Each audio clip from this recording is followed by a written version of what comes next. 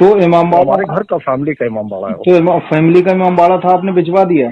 नहीं, कोई बिछवाया नहीं है, कोई बिछवाया नहीं है। फिर हमने बिछवा दिया मतलब क्या हुआ साहब, उसमें 12-15-20 उसके ओनर्स हैं, शेयर होल्डर्स हैं सारे।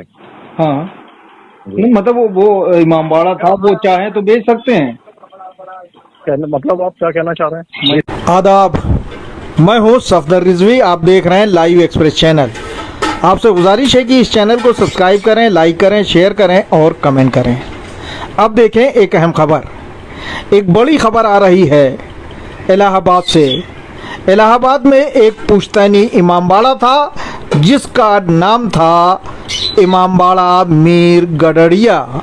इस इमामबाड़े को एक बदमाश के दाहिने हाथ माने जाने वाले को बेच दिया गया है और अब इस इमामबाड़े का नामो निशान मिटा दिया गया है।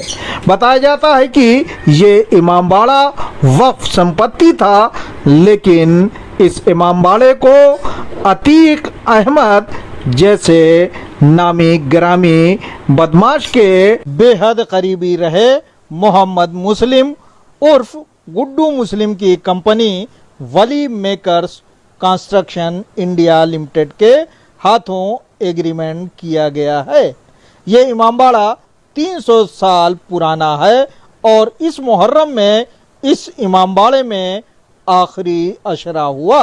अब इस इमामबाड़े को जाती प्रॉपर्टी बताकर इसका नामो निशान मिटाने की कोशिश की जा रही है।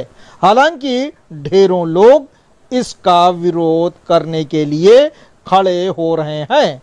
नगर निगम में इस इमामबाड़े और इससे संबंधित संपत्ति को लेकर केस चल रहा है, लेकिन अधिवक्ताओं का कहना है कि निगम आयुक्त का झुकाव बिल्डर की तरफ है, क्योंकि निगम आयुक्त पर राजनीतिक दबाव है। इसके बावजूद शिया समुदाय के लोग इस बात के लिए तैयार नहीं हैं कि उनके सामने इस कदीम इमामबाड़े का नामो निशान मिटा दिया जाए। शिया सेंट्रल वक्फ बोर्ड में इस इमामबाड़े को लेकर कई लोगों ने शिकायतें की हैं, लेकिन बोर्ड ने अब तक इसे रुकवाने के लिए कोई कार्रवाई नहीं की है। इसी की वजह से इस वक्फ संपत्ति को निजी संपत्ति बताने वाले बाकर मेहदी के हौसले बुलंद हैं। बाकर मेहदी इस वक्फ संपत्ति को न सिर्फ खुर्द-बुर्द कर रहे हैं, बल्कि इससे संबंधित लोगों को